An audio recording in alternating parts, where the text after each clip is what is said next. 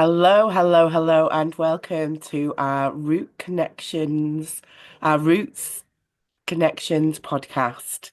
Thank you so much for being here. It's really lovely to be back. I think we've been a couple of weeks without a recording. I had questions and people have been asking me when's the next one. So here we are.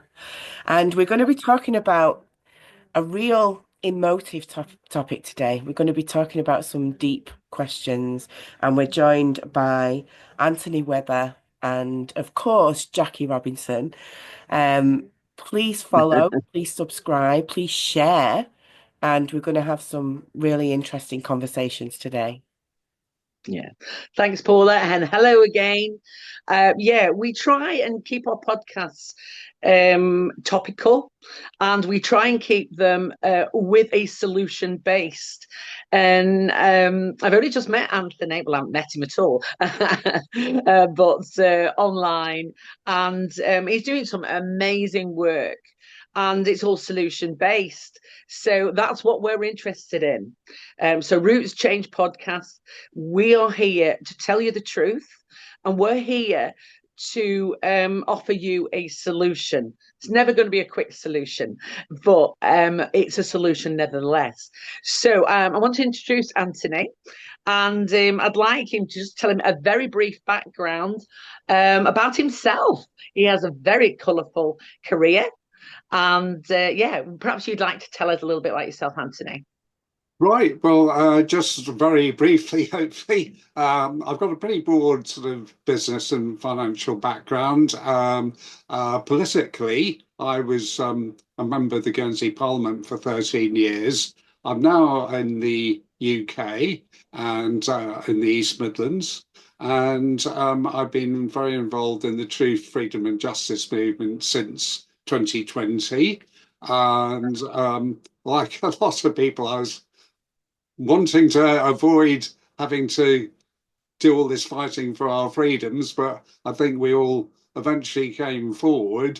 I've been involved with a number of organisations, but particularly recently on the subject of having solutions-based answers, because this is so important. Because what certainly happened is people do have a tendency to moan and criticise and not have any actual answers. And I think people who are active in organisations and running them find that quite demoralising that people are doing that sort of thing. So I think the message has got to be we've got to be upbeat. There's always an answer to problems if we look for them. I've been involved in a lot of the issues we've been all fighting on. And one of the latest ones has been the subject of Ukraine and Russia. And I just recently started a new petition on that particular subject. But I'm involved in many other issues as well. And I think this is one of the big problems we've all got, that there are so many attacks on our freedoms, we Yeah, almost don't know where to start. yeah, We just have to do the best we can. Maybe just focus on two or three issues and let other people do the other ones. But yeah. um, that's where I am. But I'm very in touch with a lot of organisations in the truth and freedom movement. But one of the things which did happen after 2020 is a lot of people got together, a lot of organisations were formed, but a lot of people never actually got to know people in other organisations, didn't even know they existed. To give an example, in Leicester, which is not far from where I am, there were three truth and freedom movements, and they didn't know about each other Yeah. because the media was keeping quiet about all these things. They were not helping at all. And I'm continuing to find to this day quite large groups of people who have been very active, but I haven't been in touch with. And I think if we go back to the big marches we had in London of 1 million or so, one of the big problems is that nobody sort of got a central list of all the people who turned up. So a big opportunity was lost in that Many of those people are no longer active because the main issues, i.e. lockdown and the COVID, forced COVID jabs, are no longer the threat they were. So a lot of people have become inactive, but we still have threats to our freedom. And So I think there's a lot of fear there. There's a lot of fear, and isolation breeds fear. If you're seeing things on the television that are scaring you and you're worried for your freedom, um, if you're isolated as well, you've not got that support network, and I think that's really important. So they have missed things there, but this is why we're doing the things that we're doing to bring people together, to make those connections, to make people aware that they're not alone when they have those different viewpoints than what is actually pushed out in the media. Yeah, yes, that's a good point, Paula, is that we're being divided, and Yeah, it's all by design, in my opinion, I agree. that we are being completely divided in the way we think. So, 5, 6 years ago, prior to all this, we were able to have a discussion, and we didn't fall out about it. But now you have a different opinion, and there's just this massive problem. When did we become people that couldn't have a discussion? Yeah. And that's what frightens me. So I just want to move on so that we can get everything in and ask Anthony, because today our topic is about Ukraine versus Russia. And what is the solution? That's the topic.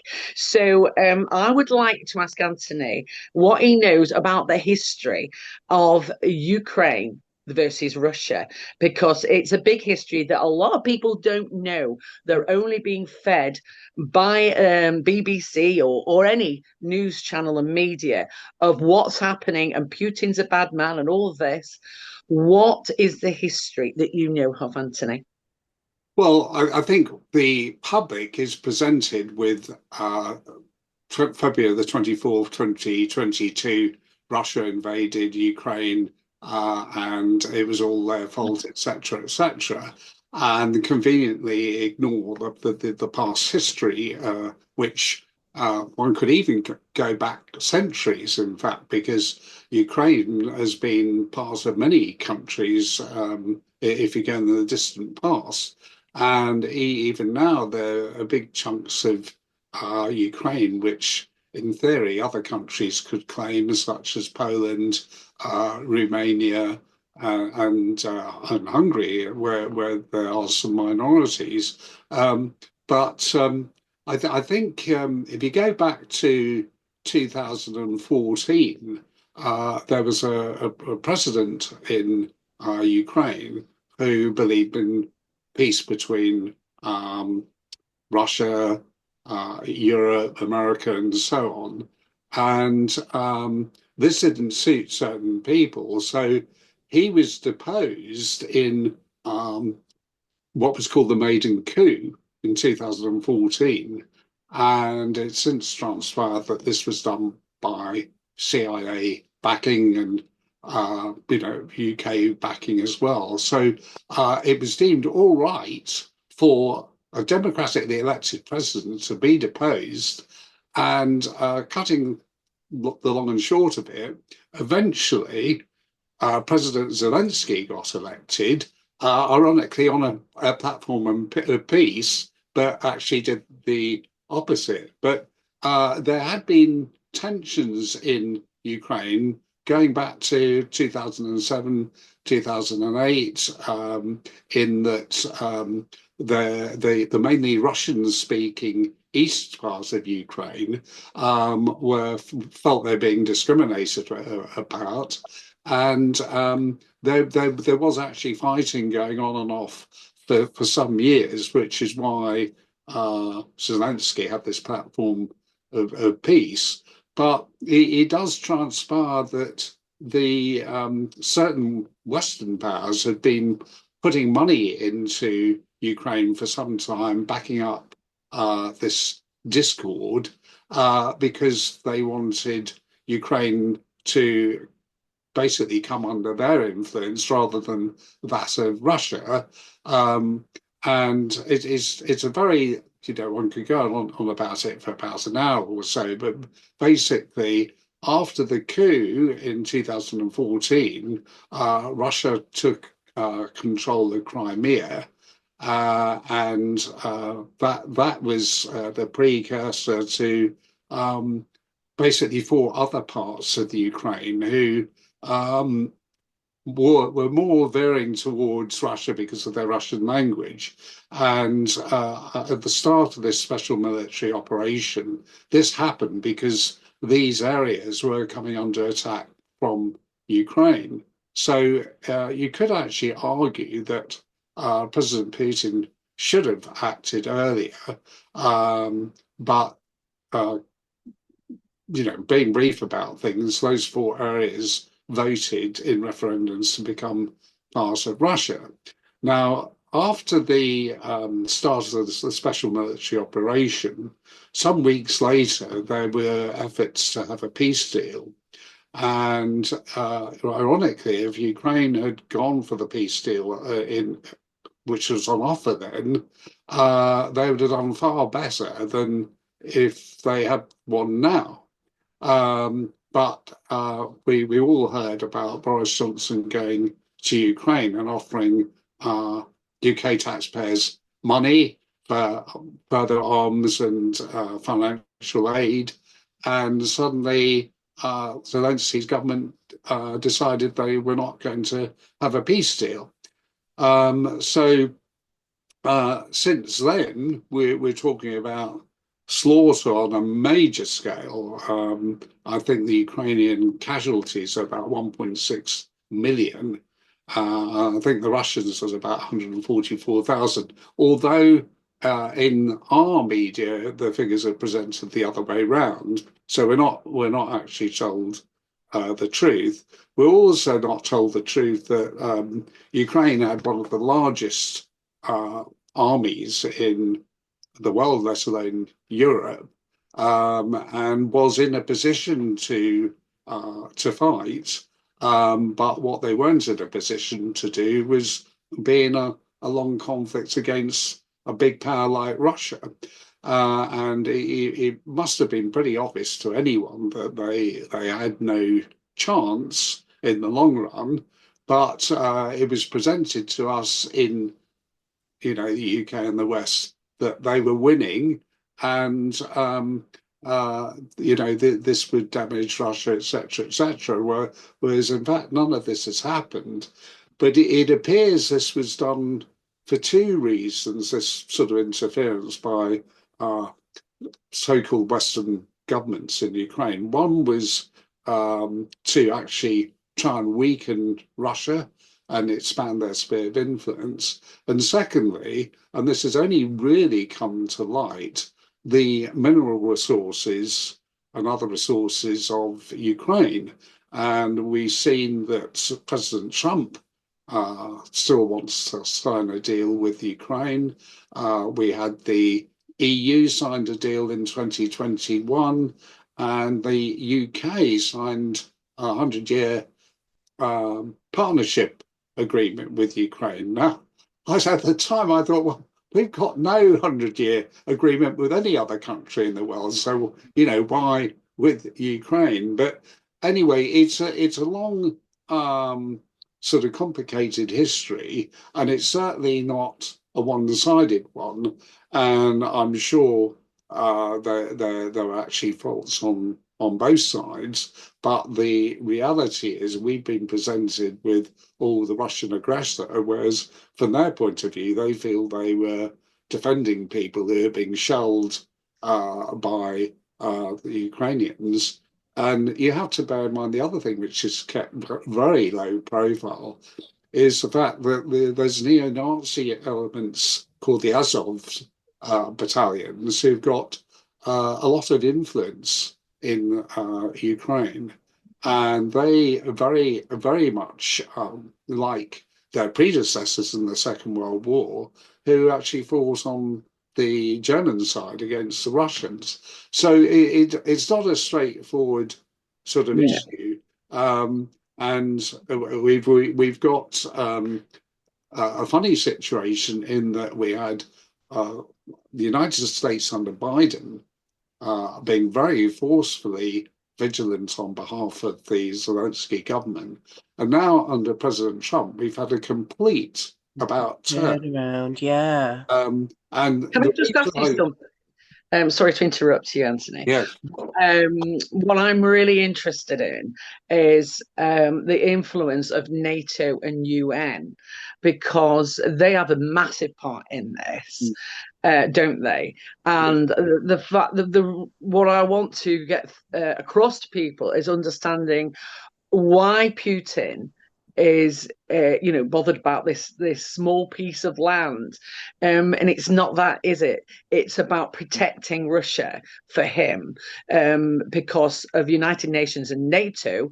They signed a treaty, didn't they? And what yes. happened? Can you tell us a little bit about that?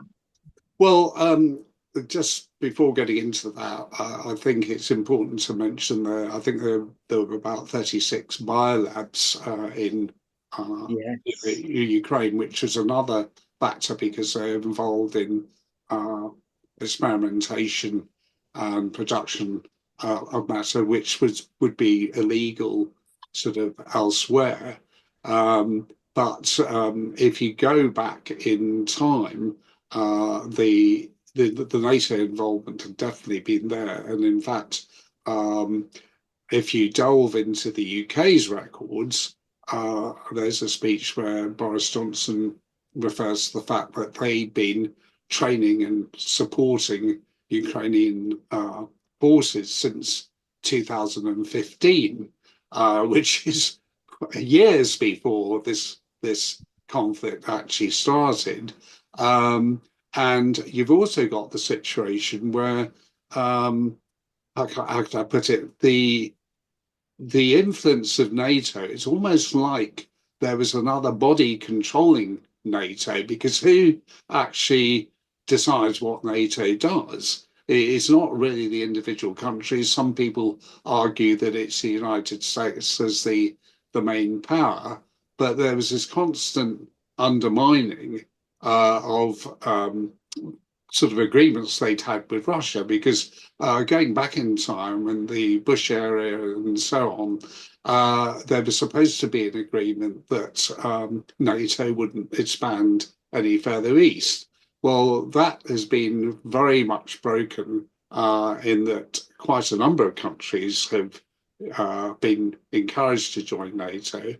And also very recently, we've had Sweden and Finland join, interestingly, without a referendum, because they had previously been promised referendums on these sort of things. But now they said, well, it's pretty obvious that people would decide to join NATO. And this is the sort of thing which has been going on in a number of countries, the overriding of democracy.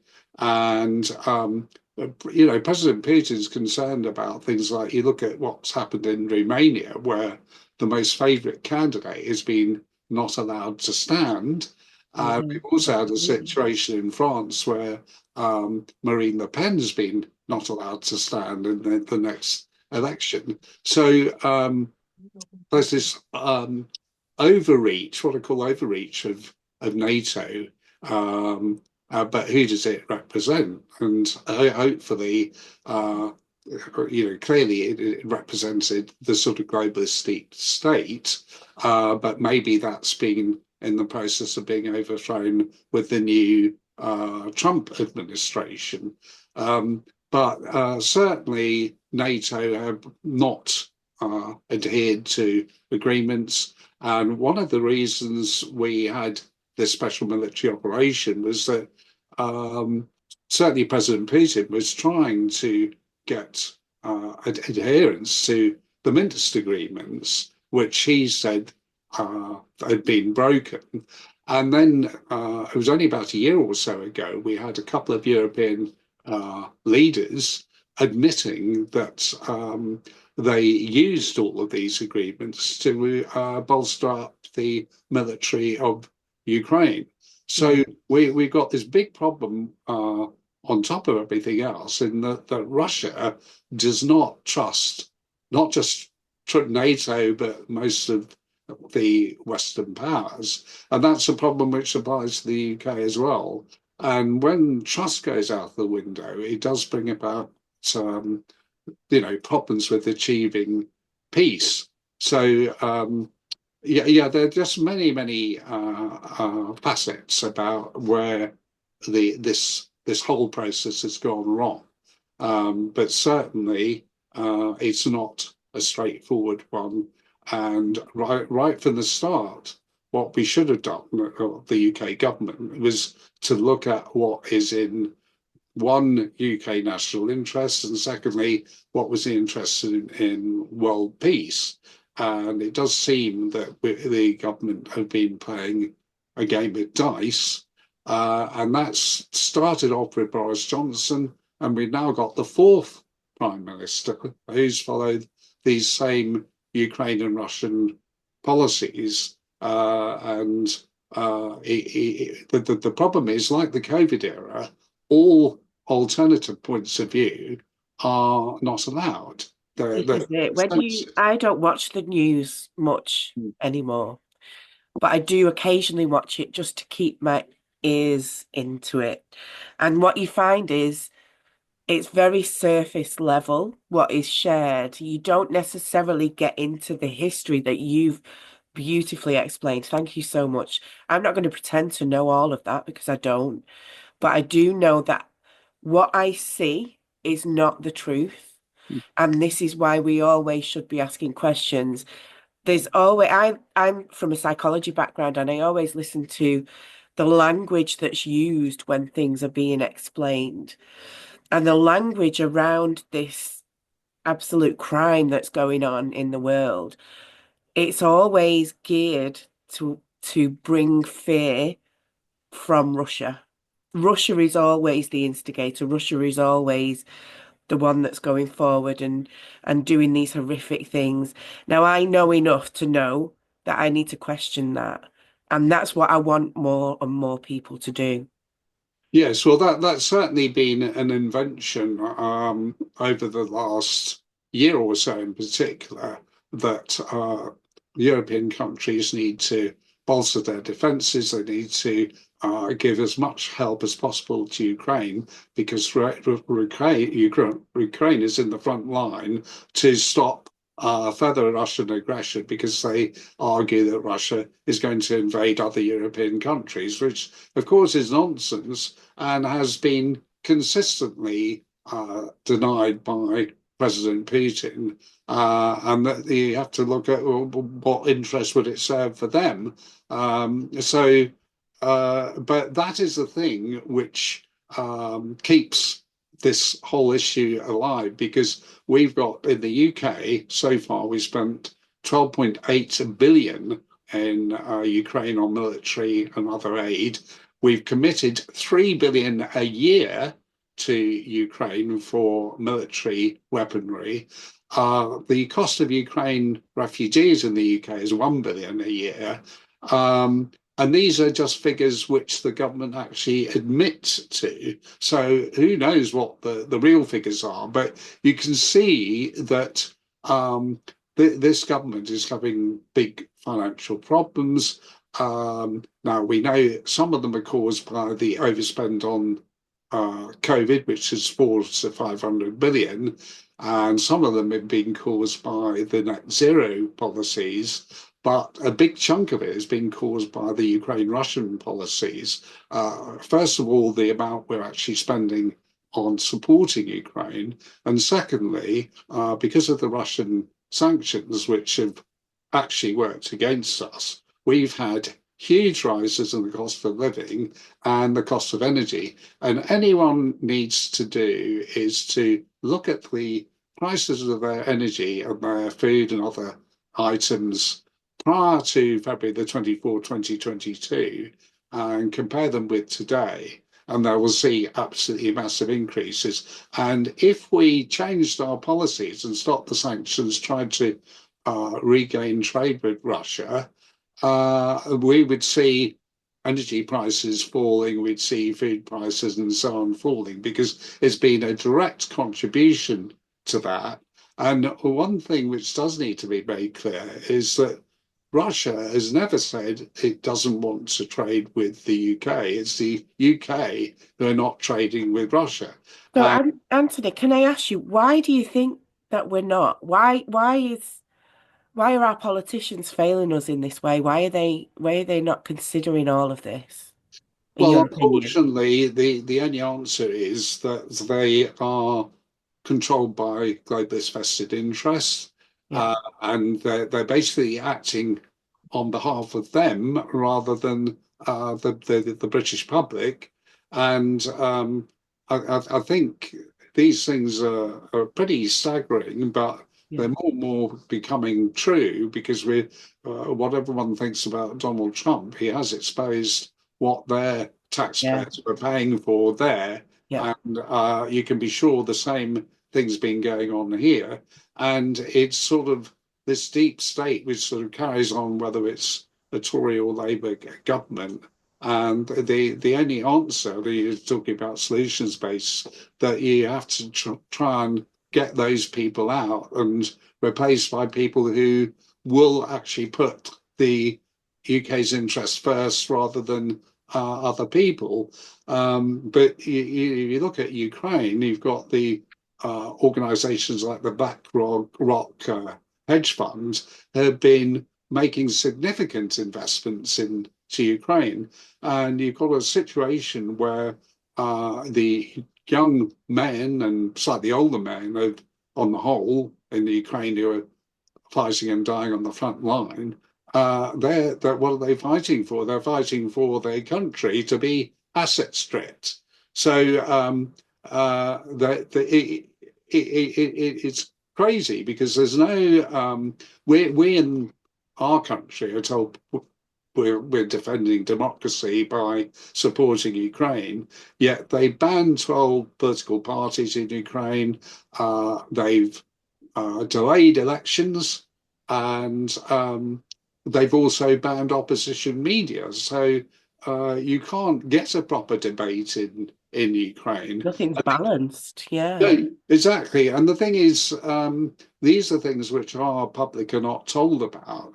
yeah, And but I think it's becoming more and more clear if you look at what's happening in some European countries and look at what did happen in the United States, that people can use all political and legal purposes to get their way, even to the point of imprisoning people. And this is a bit of a wake up call for us to do what we can in the United Kingdom to restore freeness and fairness, really. But you could argue that what's been happening in Ukraine is a big fight between good and evil, although it doesn't sort of appear that way. But I've always found in the truth and freedom movement that there have been a lot of people who have got a spiritual leaning, and I've been fortunate enough to be involved with people who were able to get the balance between uh, exercising their spiritual inner selves and at the same time being active politically. mm, But it has been a problem. But I always say, Anthony, that what we're in at the moment is a spiritual war. We're already at war, and we have been for 5 years, mm, or longer, actually, but really in the thick of things for 5 years. This is a spiritual war, and, against good and bad. And for some people, that's hard to grasp, isn't it? yeah. It seems too simplistic in a way. But, whilst you were talking, I suddenly had this light bulb moment. I thought, wow, what's happening in Ukraine? With obviously, we know they've got all these minerals, and it borders Russia, so they're in an ideal location, and that's why they were pinpointed. And it made me think of Sierra Leone, all those with the civil war in Yeah. Sierra holds their own with the Blood Diamond War, as they call it, because they had so many minerals and diamonds, and when it all comes down to it, that's what they were fighting for. They didn't realize they painted a different picture, but the globalists, that's why they come into these places. Because it's all about power and money at the end of the day, but we're painted a very different picture on the other side of things. And they've put Putin as this evil man and Trump as an evil man, but quite the opposite, in my opinion. They are our savior. Yeah, you can look at Iraq as well, which obviously was about oil, but it was painted as something completely different. And of course, situation with Ukraine at the beginning was, poor Ukraine, they're defenseless, they need to be helped, etc., etc. Whereas, the reverse is the truth. Yeah. But you also need to look at. It seems that the reason we left Afghanistan was to put the resources into Ukraine, because we exited from Afghanistan and basically from being active militarily in 2014, but then it was only very recently, just before the special military operation, that there was that catastrophe over the exit. But it was maintained that that was costing the UK 1 billion a year, incidentally, compared with we probably spent a good 5 billion, maybe more, a year on Ukraine. But at least Afghanistan, there was the fact that we were protecting democracy, women's rights, women's education, which all went out of the window. We apparently were quite happy to let the Taliban take over from a democratically elected government, yet all that to help with the Ukraine situation. But what I was getting onto was the fact there are many places in the world which maybe justify genuine help from the United Kingdom and other countries. I mean, look at what's going on in Sudan. That's just one of many places, but all the focus has been on Ukraine, to the extent that even our defence resources have been, the stocks have been depleted to help Ukraine. So it's a tragic situation, and of course it is very much to do with wealth. But these people who are benefiting from their investments, they're not paying anything in towards the cost of propping up the Ukraine government. They're not paying anything for the military. It's our taxpayers in the UK and taxpayers was in the United States and many European countries as well. So if people knew the truth, they'd be up in arms about it. And it's very difficult to get the truth across, because this petition I've mentioned has been given to the mainstream media, but not surprisingly, they have boycotted it, because they know it just needs one media to mention a petition like that, and it will get 20,000 signatures. Yeah. I was going to ask you next. Tell us more about that petition. Tell us about how we can start to really make a change, how we can let our voices be heard. How can we start to do that? Because people feel like they're just hitting a brick wall. And it might feel like that, but every little change like this contributes to the bigger picture. So tell us more about it. Well, first of all, it takes 30 seconds to sign a petition, and it's the most cost-effective and time-effective means of protest. And it can be done in conjunction with other things. So I was involved in a petition which got debated in Parliament, and we had protests outside Parliament as well as the debate inside Parliament on the subject of who.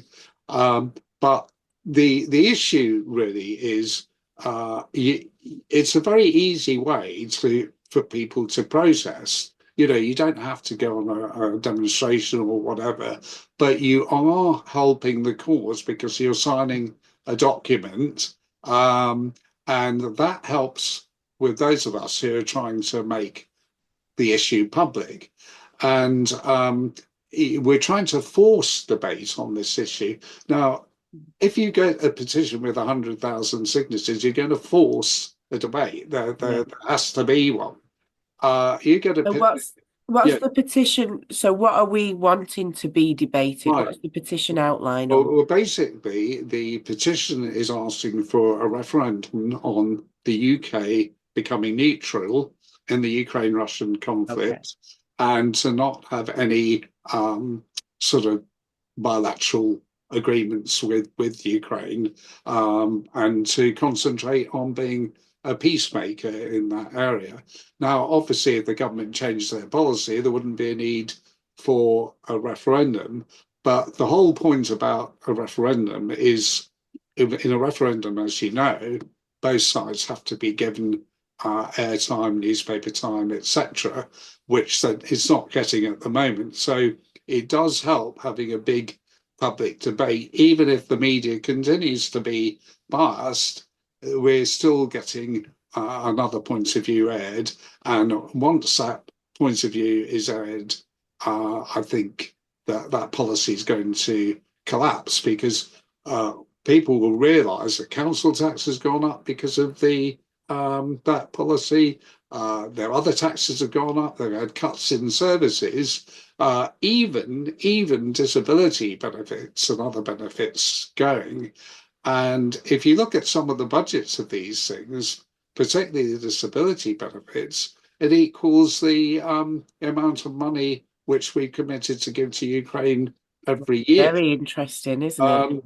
And this is where you try going on social media on these issues, what you will find is there's government agents. I know it sounds a bit far-fetched, but in the same sense that they employed people during the COVID era on freedom-type organisations, they're doing the same regarding Ukraine and Russia. So you'll find people saying, "Oh, you're a Putin apologist," or "You're this," or "You're that," and they try to squash the opposition right at the beginning. And if it was another issue, they've got a set range of issues. Another one is net zero. But the net zero one, we're having a bit more success in getting the other side, put across. But on the Ukraine-Russia, it's such a major issue. So divisive.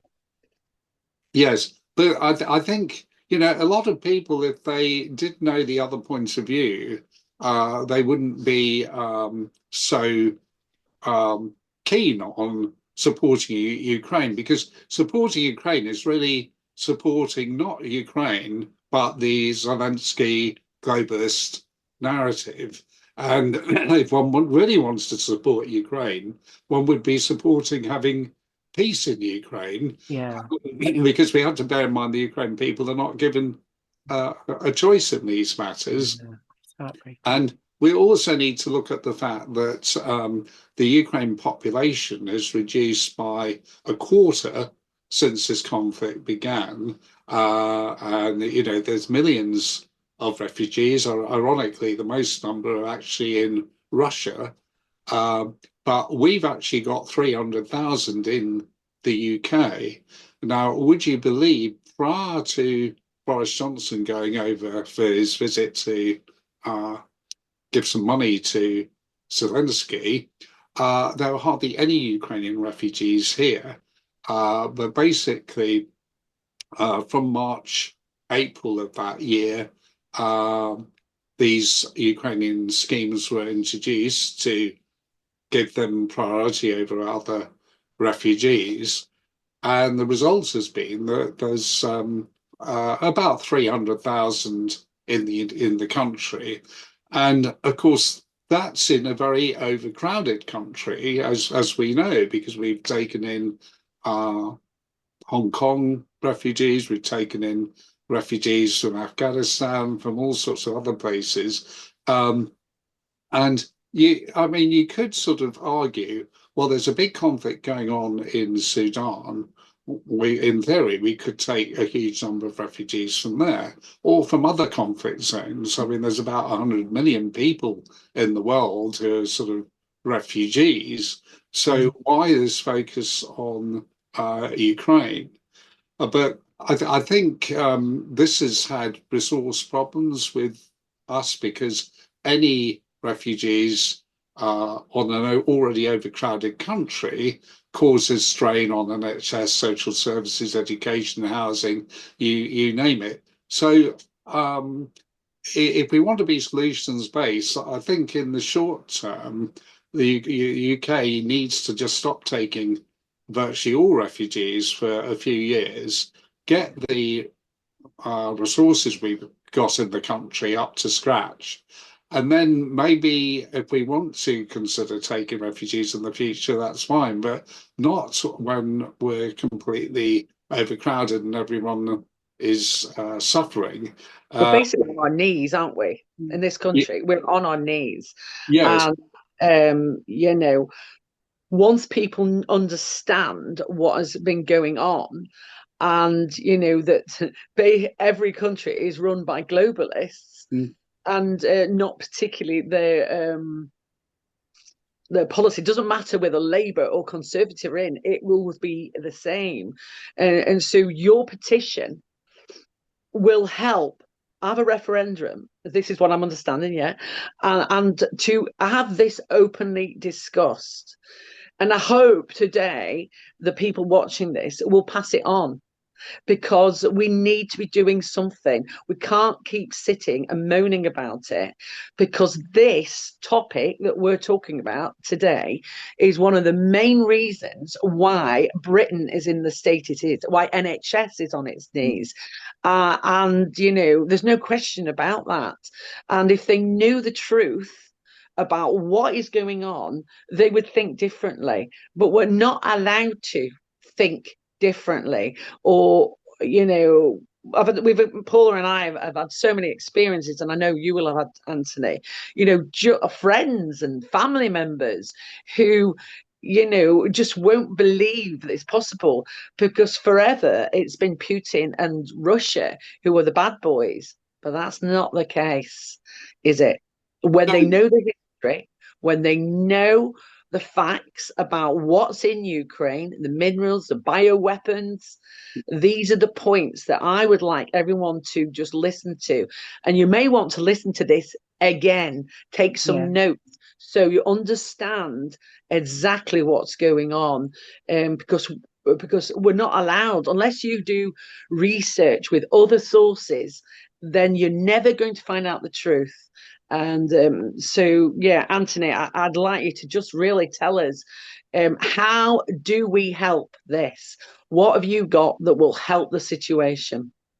Well, first of all, I would ask people to get in touch with me, and whether you can put my contact details. Yeah, I'll share all your information, Anthony. That'd be amazing. I'm certainly getting a list of people who are prepared to be active in terms of campaigning process, etc., and also people who are prepared to help with the petition, because I do realise different people like to do different things, but it's amazing what can be done, even with helping a petition, because somebody may know somebody who's got loads of social media followers. So I'm very keen. Any offers of help would be, you know, greatly appreciated. Even if it's people saying, "We support you, but can't really do anything, but here's some moral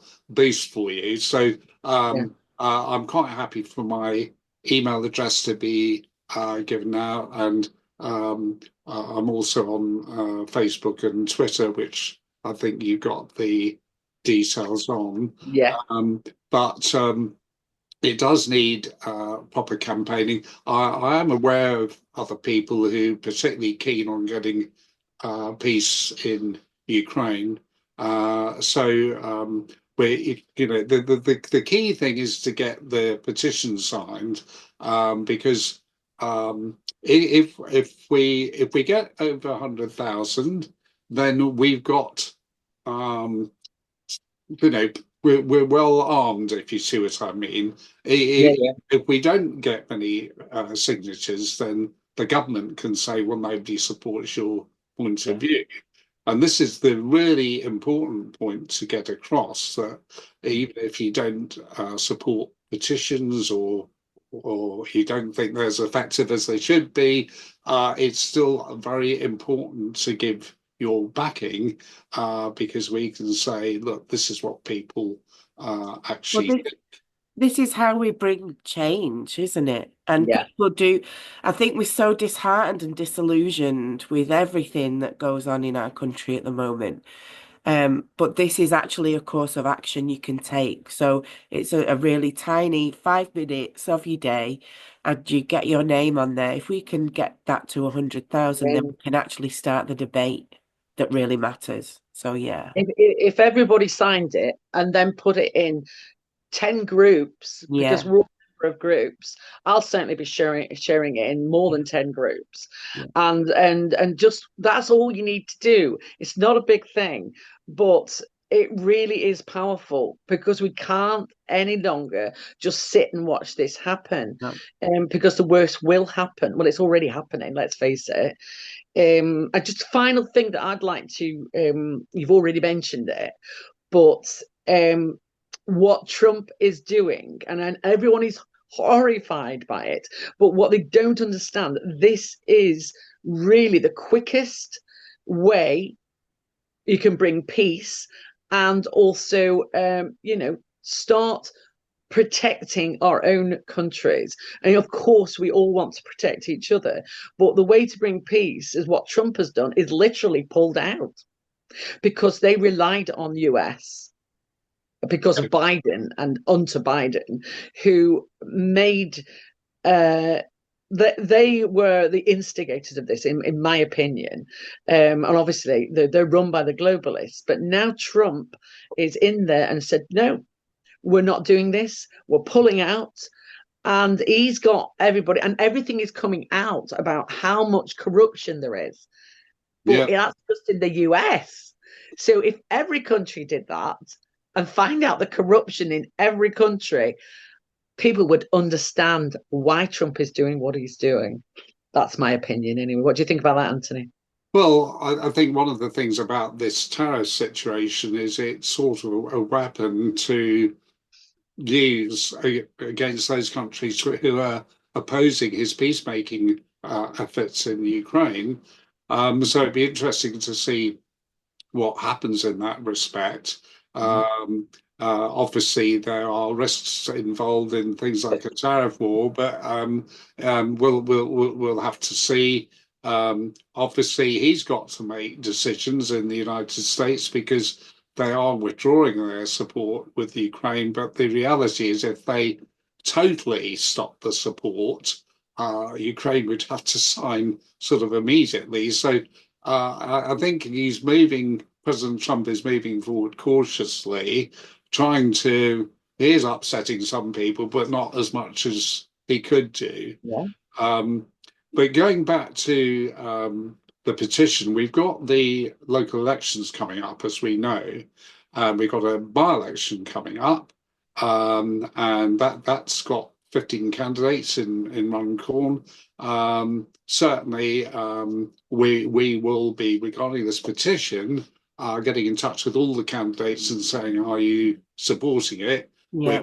We already know that Peter Ford, the Workers' Party candidate, is actively keen on the petition, and we give the same opportunity to the other candidates. But regarding the county council and mayoral elections, of course, the money available for use in local areas is very much affected by the money which comes down from the central government. And of course, they could have more money to give to local authorities if they weren't spending so much money on Ukraine. So it can and should be a local election issue. And we want to get people like Reform, who I think one could argue are sitting on the fence a little bit on the Ukraine issue. And I think they're out of line with a lot of their supporters. But we certainly do want this discussed and on the political scene locally and nationally. Not much to ask, is it, really, to have a discussion? How is it that we are in this position that we are fighting just to have a discussion? Yes. That is what people really Totally. need to be aware of. Yeah. Why is it so difficult to have a discussion?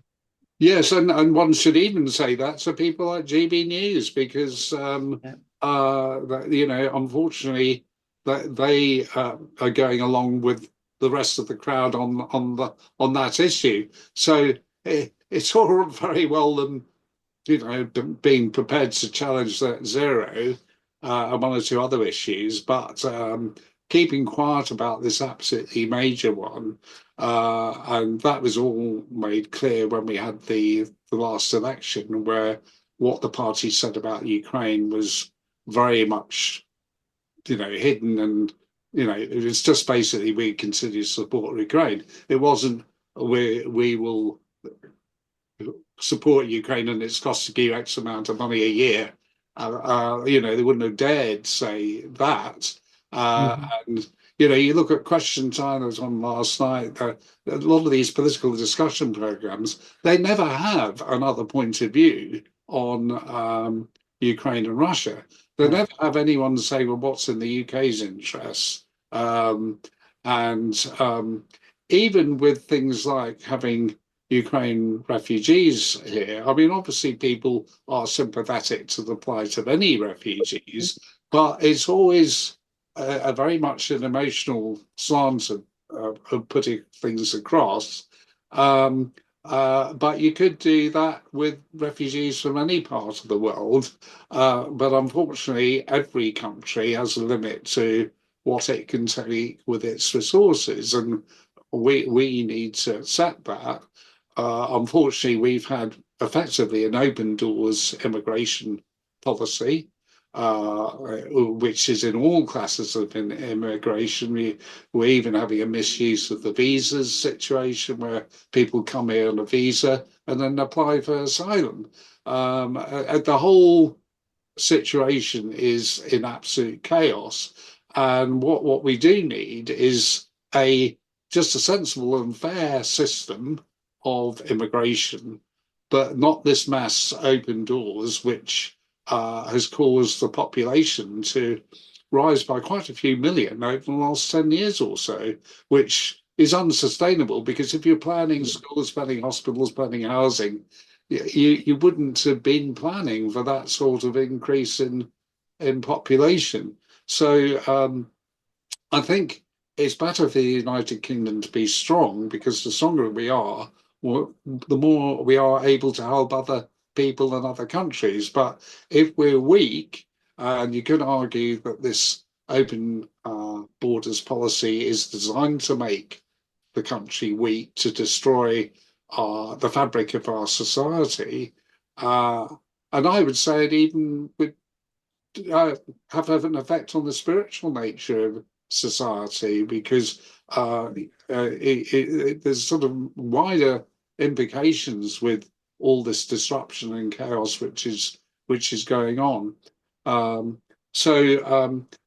Going back to the petition, any means of fighting back. This may be about Ukraine and Russia, but in reality, it's a wider issue. And people might remember that 3 million people signed a petition to call for a general election. That showed how much people are upset. But that petition never had a chance because of the fact that 9 million people voted Labour. So you'd have to get 10 million people signing a signature for there to be another election if one was genuine about it. But what we're seeking with this petition is very much like they have in Switzerland, where you only have to have about 100,000 signatures and you get a referendum. And this is an issue which has not been subject to a public mandate. And even if it was in a political party's manifesto, which it wasn't, you couldn't argue that's a mandate, because people vote for political parties on the basis of lots of policies, and they quite often compromise. So I think, well, I support half a dozen of their policies, but not the other half dozen, but I'm going to actually vote. And this is the reason why we have the referendum legislation in the UK, to enable there to be a vote by the public on issues which go across party lines. And you can certainly argue the Ukraine-Russian issue goes across party lines, because they all support it. So the people do need to have a choice on the matter. I'm very much in favour of this sort of thing, because going back to solutions-based, I believe in having more referendum, not maybe as many as Switzerland, but if people want to have change, let them bring about that change through referendum. And there's a lot of scope there, but the main thing is to support this particular petition. Well, we'll certainly be pushing it out there, Anthony. I want to thank you for today. And I would like to have you back on again to discuss other matters in the near future. Yes. It's been an absolute pleasure. And I So hope knowledgeable. Thank you so much. Yeah. So knowledgeable, and you explain yourself with clarity. And any questions or anything you didn't understand, people watching here, please comment anyway, because we need that support. To know that we're doing the right thing. We're pushing out the truth all the time. This podcast is called Roots Change. We're all about the truth. We're all about freedom of speech, which has been taken away from us. And, it's great to have Anthony on. And we've got a solution here. So please help us by signing the petition, putting it in all your groups, and let's get people more well informed with what is really going on in the world. So thank you, Anthony. Thank you, Paula. And we'll be back again in a couple of weeks. We've got a really interesting topic about the justice system, which we will be sending out to you all. Thanks, everybody. Have a great weekend. And Anthony, thank you, everyone. And please feel free to get in touch with me directly. Yes. Let's win this one together. Yes, let's do that. Thank you so much, Anthony.